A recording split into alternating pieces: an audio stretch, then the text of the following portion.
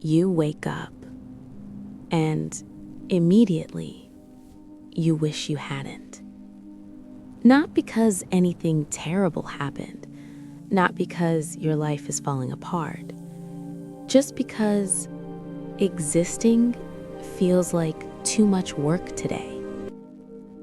You look at your phone, put it down, look at the ceiling, and lie there, wondering why getting up feels like climbing a mountain, wondering why you feel nothing, wondering why you're crying when nothing even happened.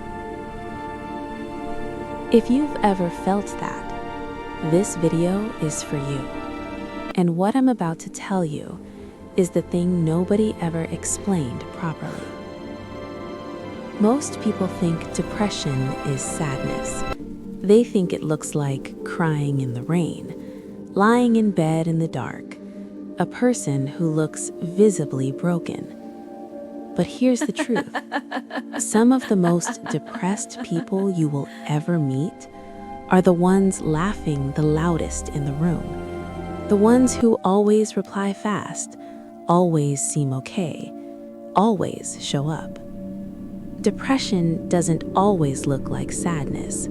Sometimes it looks like exhaustion. Sometimes it looks like numbness. Sometimes it looks like a person who was present everywhere and alive nowhere. Depression is not a mood. It is not weakness. It is not a choice. It is not something you can think your way out of. It is a medical condition. And it is the most misunderstood illness on the planet. Inside your brain, there are billions of neurons constantly talking to each other. And between each neuron, there is a tiny gap, a space. And across that space, chemical messengers travel. Serotonin, dopamine, norepinephrine. These are the chemicals that regulate your mood, your energy, your ability to feel pleasure, your ability to feel hope. In a depressed brain, these chemicals are out of balance. The messages aren't getting through properly. It's like trying to make a phone call, but the signal keeps dropping, the conversation keeps breaking, and eventually, you stop trying to connect. This is not a metaphor for weakness. This is literal neuroscience. Your brain, physically, is working differently. The prefrontal cortex, responsible for decision-making and emotion regulation, becomes less active. The amygdala, responsible for processing fear and negative emotion, becomes overactive.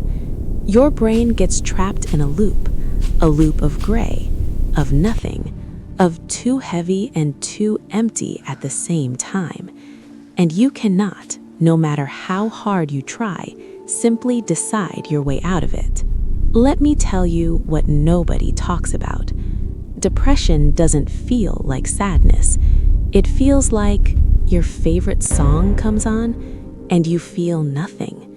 It feels like someone who loves you is right in front of you and you feel completely alone. It feels like you're standing behind a glass wall, watching your own life happen, and you can't get through to it.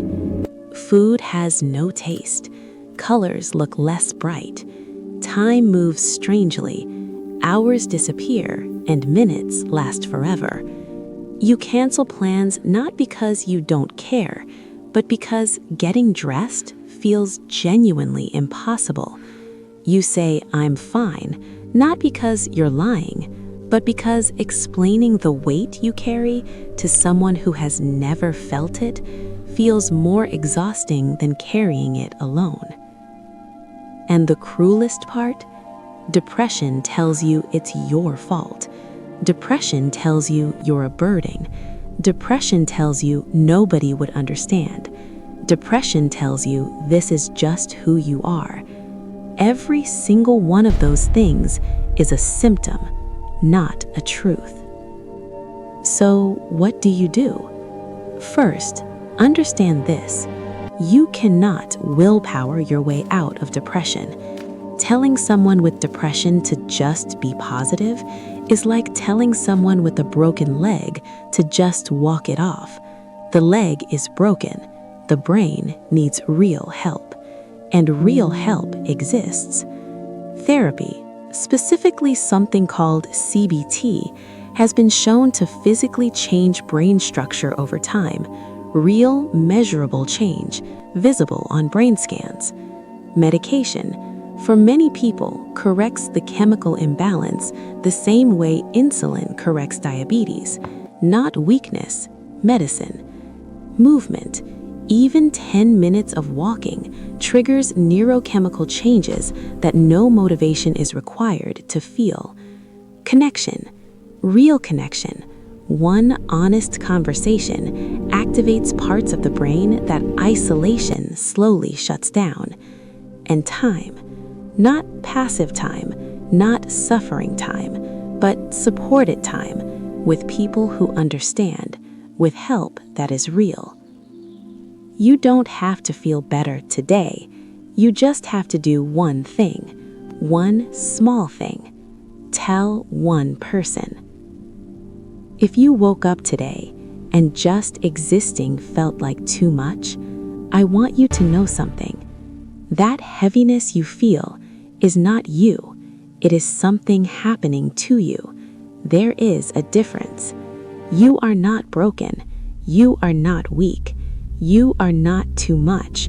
You are not a burden. You are a person carrying something incredibly heavy without the right help yet. The bravest thing you will ever do is not pretending you're okay. It's saying, I'm not okay, and I need help. Say it to someone today. Just one person. That's all.